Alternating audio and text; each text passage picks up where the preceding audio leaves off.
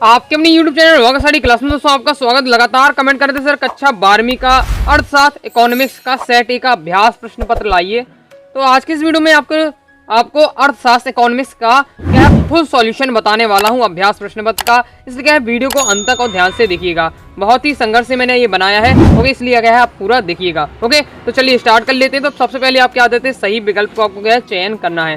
तो पहला है दोस्तों आपका उपभोक्ता व्यवहार का अध्ययन किया जाता है। ओके, इसमें दोस्तों आपका राइट आंसर हो जाएगा आपका सूक्ष्म अर्थशास्त्र में। ओके, तो इसका ए नंबर का आपका राइट आंसर हो जाएगा। नेक्स्ट है दोस्तों आपका काफी के मूल्य में वृद्धि से चाय की मांग है, तो इसका राइट आंसर हो जाएगा दोस्तों आपका बढ़ती है, तो बढ़ती है इसका राइट आंसर हो जाएगा। फिर नेक्स्ट है दोस्तों आपका अल्पकाल में उत्पादन प्रक्रिया में निम्नलिखित में से कौन सा साधन होते हैं, तो इसका राइट आंसर हो जाएगा दोस्तों आपका परिवर्तनशील साधन, इसका आपका राइट आंसर हो जाएगा। नेक्स्ट देख लेते हैं। नेक्स्ट है आपका कोई फर्म संतुलन में होता है जब, तो इसका राइट आंसर हो जाएगा दोस्तों आपका MR = MC। ओके, तो ये आपका हो जाएगा अ नंबर का। फिर नेक्स्ट देख लेते हैं। नेक्स्ट है दोस्तों आपका सामान्य कीमत स्तर का अध्ययन विषय सामग्री है, तो इसका दोस्तों आपका राइट आंसर हो जाएगा दोस्तों आपका समष्टि अर्थशास्त्र। ओके, तो समष्टि अर्थशास्त्र इसका राइट आंसर हो जाएगा। नेक्स्ट है दोस्तों आपका छठवां, एक देश की भौगोलिक सीमाओं में एक वर्ष में उत्पादित सभी वस्तुओं और सेवाओं के मूल्य का योग कहलाता है, तो इसका दोस्तों आपका राइट आंसर हो जाएगा आपका सकल घरेलू उत्पादन, इसका आपका राइट आंसर हो जाएगा। नेक्स्ट दोस्तों आपका कीन्स का रोजगार सिद्धांत निम्नलिखित में से किस पर निर्भर है, तो इसका राइट आंसर हो आपका प्रभावपूर्ण मांग पर। ओके, इस प्रकार से हमने क्या है सही विकल्प कंप्लीट हो जाते हैं। चलिए दोस्तों आगे देख लेते हैं। आगे दोस्तों आपका आ जाता है एक स्थान को आपको पूर्ति करना है। ओके, तो आपका पहला है उत्पादन संभावना वक्र बाएं से ढाल लिए होता है। ओके, तो दाएं इसका आपका राइट आंसर हो जाएगा, बाएं से दाएं। ओके, नेक्स्ट दोस्तों आपका गिफिन वस्तुओं के लिए मांग की लोच होती है। ओके, तो इसका मुझे क्या है, इसका दोस्तों मुझे दूसरे का क्लियर नहीं है, तो आप क्या है कमेंट करके जरूर बताइएगा। तीसरा है आपका दोस्तों साधन की एक इकाई बढ़ाने पर कुल उत्पादन में होने वाली वृद्धि कहलाती है, तो इसका राइट आंसर हो जाएगा दोस्तों आपका सीमांत उपयोगिता। ओके, तो इसका राइट आंसर क्या हो जाएगा आपका, इसका राइट आंसर हो जाएगा दोस्तों आपका सीमांत उपयोगिता, इसका आपका राइट आंसर हो जाएगा। फिर नेक्स्ट देख लेते हैं दोस्तों। नेक्स्ट है दोस्तों आपका चौथा, पूर्ण प्रतियोगिता एक स्थिति होती है। ओके, तो इसका भी मुझे क्लियर नहीं है, तो आपको ये बता देना है। ओके, तो ये आपको मुझे नेक्स्ट है आपका शाख गुणन क्या है, है। फिर नेक्स्ट है दोस्तों आपका के नियम JB से ने किया, तो ये आपको तीनों को कमेंट कर दीजिएगा। ओके दोस्तों, क्लियर आंसर मुझे नहीं पता 60 सेकंड का। चलिए अपन देख लेते हैं सही जोड़ियाँ है दोस्तों आपका सीमांत उपयोगिता। सीमांत उपयोगिता इसमें आपको मिला देना पहले को आपको MU से। ओके, गा नंबर से। ओके, नेक्स्ट है दोस्तों आपका मांग के नियम, तो मांग के नियम में आपका दोस्तों 5 होते हैं, तो आपको 5 होते हैं तो आपको मिला देना घा नंबर से। फिर नेक्स्ट तो आपका साम्य कीमत। ओके, साम्य कीमत को दोस्तों इसमें आपको तीसरे को मिला देना है आपका खा नंबर से मांग = पूर्ति। ओके, फिर नेक्स्ट है दोस्तों आपका वस्तु की मांग, तो वस्तु की मांग आपको मतलब इसको आपको मिला देना है चौथे को का नंबर से उपभोक्ता द्वारा। ओके, फिर नेक्स्ट है दोस्तों आपका पांचवा घाटे का बजट, तो पांचवे का आपका राइट आंसर 4 नंबर का पूर्ति निर्माण। ओके, फिर आपका लास्ट हो जाता है अनुमानित आय एवं व्यय बराबर संतुलित बजट हो जाएगा। तो इस प्रकार से अपनी क्या है सही जोड़ी कंप्लीट हो जाती है। चलिए दोस्तों आगे देख लेते हैं। तो आगे दोस्तों आ जाता है प्रश्न चौथा, इसमें आपको क्या है एक वाक्य में आपको उत्तर देना है। ओके, तो पहला है उस उपयोगिता का नाम बताइए जो पहले बढ़ती है फिर स्थिति स्थिर होती है और उसके बाद घटती है, तो इसका दोस्तों आपका राइट आंसर क्या हो जाएगा,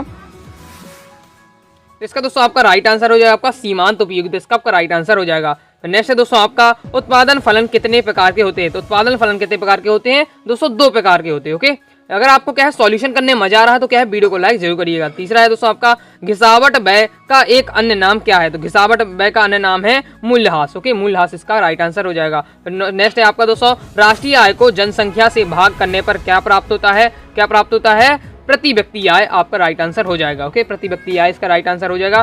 पांचवा है दोस्तों आपका रोजगार का परंपरावादी सिद्धांत किस प्रतियोगिता की मान्यता पर आधारित है, तो इसका राइट आंसर आपका पूर्ण रोजगार या पूर्ण प्रतियोगिता, इसका राइट आंसर हो जाएगा। ओके, नेक्स्ट देख लेते हैं। नेक्स्ट है दोस्तों आपका MPC तथा MPS का संबंध क्या है, तो क्या संबंध है देख लीजिए क्या है, यदि MPC या MPS में किसी एक का मूल्य घटता है तो दूसरे के मूल्य में वृद्धि होती है, ये क्या है संबंध है। ओके, तो आपको लिख लेना है। तो इस प्रकार से अपना क्या है एक वाक्य इनका पूरे मैंने आपको बता दिए हैं। चलिए अपन देख लेते हैं अपन सत्य असत्य।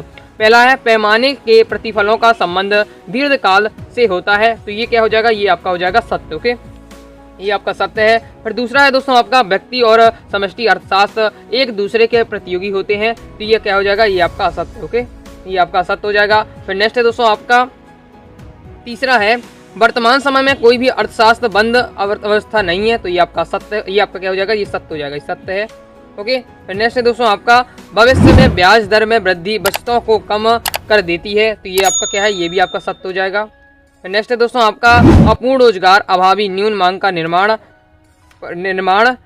परिमाण है, तो ये भी आपका क्या हो जाएगा, सत्य हो जाएगा। ओके, परिणाम है, तो ये भी आपका सत्य हो जाएगा। नेक्स्ट है दोस्तों आपका वस्तुओं का निर्यात चालू खाते की देनदारी होती है, तो ये भी आपका सत्य है। नेक्स्ट है दोस्तों आपका व्यापार संतुलन में सेवाओं का भुगतान शामिल होता है, तो ये भी सत्य है। तो सेकंड बस आपका सत्य है, बाकी आपके सब सत्य है। तो इस प्रकार से अपने कंप्लीट हो जाता है। चलिए अपन देख लेते हैं प्रश्न क्रमांक 6वां। तो प्रश्न क्रमांक दोस्तों आपका 6वां आ जाता है। वीडियो को फुल क्वालिटी में देखिएगा तो आपको समझने में दिक्कत नहीं होगी। अभी तक आपने वीडियो को लाइक नहीं, वीडियो को लाइक करके चैनल को सब्सक्राइब जरूर करिएगा, जिससे आगे भी मैं आपकी बोर्ड परीक्षा में पूर्ण सहायता कर सकूँ। ओके, टेलीग्राम को ज्वाइन कर लीजिए, जिससे मैं आपकी क्या है जो मैंने पूरी आपको A to Z PDF बनाई है उसको भी मैं आपको क्या है शेयर कर सकूँ। ओके, बहुत मेहनत लगा है सॉल्यूशन बनाने, इसलिए क्या है वीडियो को लाइक जरूर करिएगा। 6वां आपका आ जाता है व्यष्टि अर्थशास्त्र की एक परिभाषा लिखी अथवा पूछा जा रहा है, अवसर लागत किसे कहते हैं। ओके, चलिए मैं इसका सॉल्यूशन दिखा देता हूँ। तो ये दी है आपकी व्यष्टि अर्थशास्त्र की आपकी क्या है परिभाषा। ओके, तो दी हुई है, तो फास्ट स्क्रीनशॉट ले लीजिए, मैं आपको दिखा रहा हूँ, आपको बताना है व्यष्टि अर्थशास्त्र की ओके परिभाषा। तो अब मैंने क्या है प्रोफेसर वोल्डिंग के अनुसार लिखा हुआ है, व्यष्टि अर्थशास्त्र में विशेष फर्मों के विशेष परिवारों व्यक्तिगत कीमतों विशिष्ट वस्तुओं आय मजदूरियों का अध्ययन किया जाता है। तो ये आपका कंप्लीट हो जाता है। चलिए दोस्तों आगे अपन देख लेते हैं प्रश्न क्रमांक 7वां। तो प्रश्न क्रमांक दोस्तों आपका 7वां है पैमाने के प्रतिफल किसे कहते हैं अथवा है उत्पादन फलन किसे कहते हैं। तो मैंने इसका उत्पादन फलन अथवा वाला सॉल्यूशन किया है। चलिए इसका भी सॉल्यूशन मैं आपको दिखा देता हूँ। इसका सॉल्यूशन आपके सामने ये दिया हुआ है, तो आप देख सकते हैं। ओके, ये आपका उत्पादन फलन किसे कहते हैं, तो प्रोफेसर साइक्लोविक्स के अनुसार लिखा हुआ है, तो देख सकते हैं आप। क्या होती है, किसी भी फर्म का उत्पादन उत्पन्नी के साधनों का फलन है तथा उनके प्रयोग के परिणाम स्वरूप प्राप्त उत्पादन की भौतिक मात्रा के बीच संबंध को उत्पादन फलन कहा जाता है। ओके, तो इस प्रकार से अपना ये कंप्लीट हो जाता है। चलिए आगे देख लेते हैं प्रश्न क्रमांक 8वां। प्रश्न क्रमांक दोस्तों आपका 8वां है। तो अल्पकाल में एक फर्म का पूर्ति वक्र क्या होता है अथवा है दीर्घकाल में एक फर्म का पूर्ति वक्र क्या होता है। तो मैंने इसका दोस्तों अथवा वाला सॉल्यूशन किया है। चलिए इसका भी आपको सॉल्यूशन दिखा देता हूँ। इसका सॉल्यूशन आपके सामने ये रहा, तो इसका क्या है फास्ट स्क्रीनशॉट ले लीजिए। ओके, तो ये आपका रहा सॉल्यूशन दीर्घकाल वाला, इसका स्क्रीनशॉट आप फास्ट क्या है ले लीजिए। ओके, ये आपके सामने स्क्रीनशॉट ले लीजिए फास्ट ही। तो इस प्रकार से अपना क्या है प्रश्न क्रमांक 8वें का अथवा का सॉल्यूशन भी कंप्लीट मैंने बता दिया आपको। चलिए अब देख लेते हैं प्रश्न क्रमांक 9वां। प्रश्न क्रमांक दोस्तों आपका 9वां है संतुलन मूल्य को समझाइए। तो आप पूछे जा रहा है कीमत सीमा को समझाइए। ओके दोस्तों, इसमें क्या है मैंने आपको क्या ऊपर वाला किया है संतुलन मूल्य को समझाना है, तो इसका भी सॉल्यूशन आप देख लीजिए, आपके दिया हुआ है संतुलन मूल्य को आपको समझाना है। इसका सॉल्यूशन क्या है ये दिया हुआ है, तो क्या है इसका फास्ट स्क्रीनशॉट ले लीजिए। संतुलन मूल्य वह मूल्य है जहां किसी उत्पादन या ये आपका दिया हुआ है, तो फास्ट क्या है सेवा की मांग उत्पादन या सेवा की आपूर्ति के बराबर होती है, उसमें क्रेता और विक्रेता दोनों संतुष्ट होते हैं, जिसमें उत्पादन या सेवा मूल्य स्थिर होता है। इस प्रकार से अपना कंप्लीट हो जाता है संतुलन मूल्य। चलिए अपन देख लेते हैं प्रश्न क्रमांक 10वां। ओके, तो प्रश्न क्रमांक दोस्तों आपका 10वां है आपका है उत्पादन के प्रमुख कारकों में से किसी दो प्रमुख कारकों के नाम बताना है, इनमें से प्रत्येक परिश्रमिक को क्या कहते हैं। ओके, अथवा मैं राष्ट्रीय आय लेखे के अनुसार अर्थव्यवस्था के प्रमुख क्षेत्रों को बताना है। तो मैंने ऊपर वाला किया है उत्पादन के प्रमुख क्या है कारक बताएं। चलिए इसका भी सॉल्यूशन आप देख सकते हैं, तो ये आपका दिया हुआ है उत्पादन के प्रमुख कारक के नाम आपको लिखना है। ओके, तो ये आपको दिए हुए है भूमि और श्रम। ओके, अब परिश्रमिक के नाम आप देख सकते हैं, भूमि का हो गया आपका किराया लागत और आपका श्रम का हो गया वेतन। ओके, तो इस प्रकार से अपने ये कंप्लीट हो जाता है। 2 नंबर का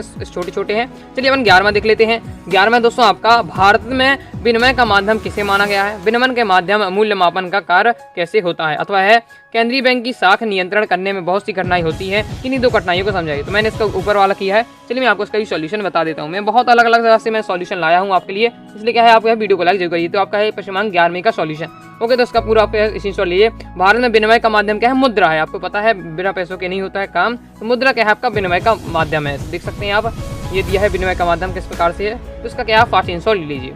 इस प्रकार से अपना क्वेश्चन 11वें कंप्लीट हो जाता है। चलिए अपन देख लेते हैं प्रश्न क्रमांक 12वां। प्रश्न क्रमांक दोस्तों आपका 12वां है अतिरेक मांग और न्यून मांग में अंतर लिखिए।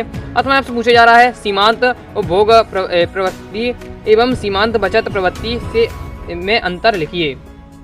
तो ओके दोस्तों, तो मैंने क्या है इसमें अतिरेक मांग और न्यून मांग में अंतर लिखा है, तो इसका भी आप सॉल्यूशन देख सकते हैं, आपका ये दिया हुआ है। तो इसका क्या है फास्ट स्क्रीनशॉट ले लीजिए।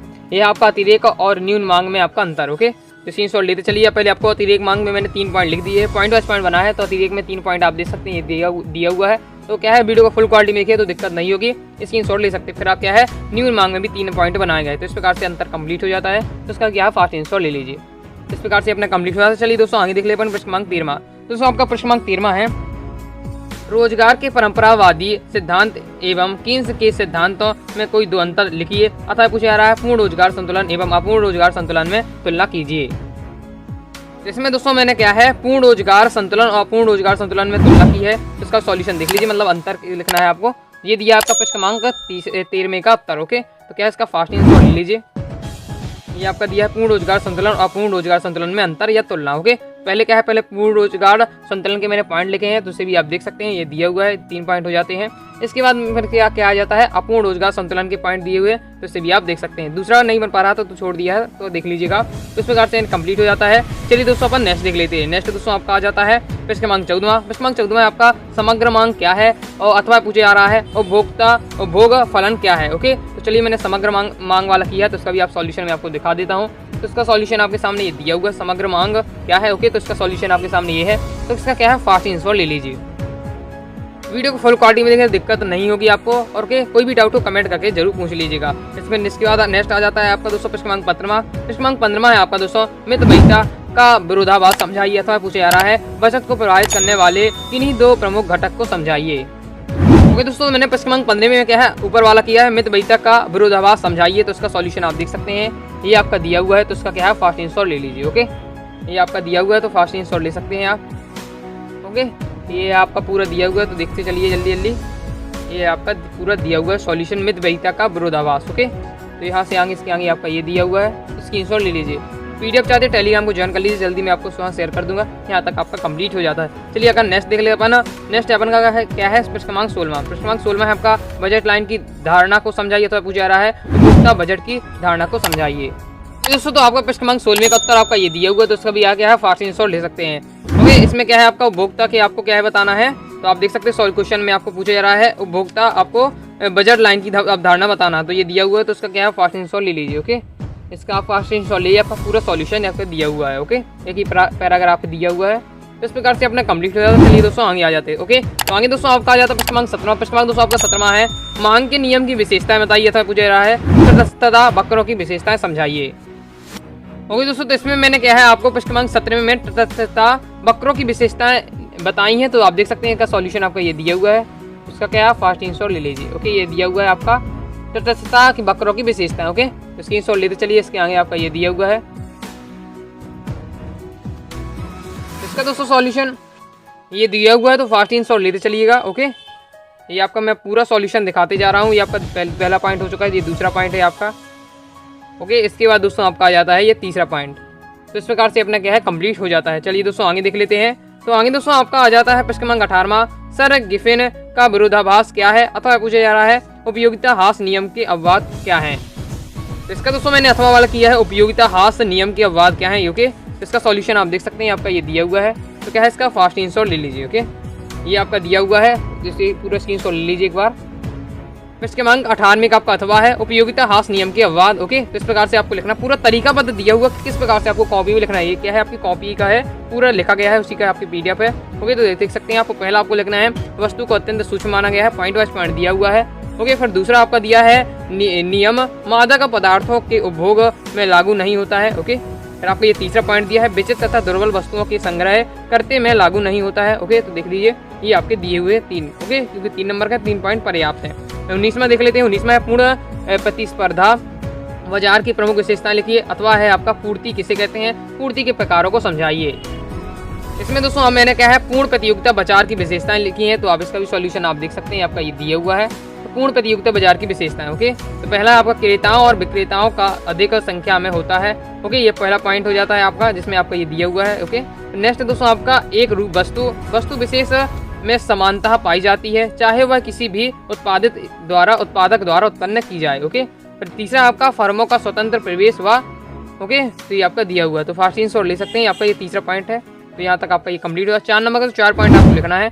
चौथा पॉइंट है बाजार का पूर्ण ज्ञान, तो इसके अंदर भी आपको लिखना है। ओके, तो इस प्रकार से हमने 4 पॉइंट दिए हैं, 4 आपके कंप्लीट हो जाते हैं। चलिए दोस्तों आगे देख लेते हैं। तो आगे दोस्तों आपका आ जाता है प्रश्न क्रमांक 20वां। प्रश्न क्रमांक दोस्तों आपका 20वां है केंद्रीय बैंकों के कार्य की विवेचना कीजिए। अथवा पूछा जा रहा है आपसे दोस्तों व्यापारिक बैंक के 3 प्रमुख कार्यों की विवेचना कीजिए। तो इसमें दोस्तों मैंने क्या है केंद्रीय बैंक के कार्य लिखे हैं। ओके, तो देख सकते हैं इसका सॉल्यूशन आपको किस प्रकार से करना है। ये दिए हुए आपके केंद्रीय बैंक के कार्य। ओके, तो ये दिया है। पहला है आपका नोट जारी करना है, सबसे मुख्य है क्योंकि नोट जारी करता है बैंक। ओके, नेक्स्ट है दोस्तों आपका सरकार का बैंकर। ओके, ये दूसरा पॉइंट आपका दिया हुआ है तो स्क्रीनशॉट ले लीजिए। फिर तीसरा है आपका बैंकों का बैंक। केंद्रीय बैंक को क्या है, बैंकों का बैंक भी कहा गया है, रिजर्व बैंक को। ओके, देख सकते हैं आप, इसका भी स्क्रीनशॉट लीजिए, पॉइंट वाइज पॉइंट दिया हुआ है। फिर चौथा है आपका विदेशी मुद्रा कोषों की संरक्षण, तो ये आपको दिया है। 4 नंबर का है तो 4 पॉइंट मैंने लिखे हैं, 4 पर्याप्त है। ओके, तो अपना ये आपका कंप्लीट हो जाता है। नेक्स्ट देख लेते हैं। नेक्स्ट दोस्तों आपका इसमें पूरक वस्तुओं और स्थापन्य वस्तुओं की तुलना कीजिए। ओके, अथवा में आपसे पूछे जा रहा है बाजार मांग एवं व्यक्तिगत मांग की तुलना कीजिए। तो इसमें दोस्तों मैंने क्या है पूरक वस्तुओं और स्थापन्य वस्तुओं में अंतर लिखा है, तो इसका भी आप सॉल्यूशन देख सकते हैं, आपका ये दिया हुआ है। तो क्या इसका फास्ट स्क्रीनशॉट ले ले। पहले आप क्या है पूरक वस्तुएं दिए हैं, उनके पॉइंट दिए हुए हैं। ओके, पूरक वस्तुएं हैं, उनके पॉइंट दिए हुए हैं, तो उनके 3 पॉइंट दिए हुए हैं, तो स्क्रीनशॉट ले लीजिए।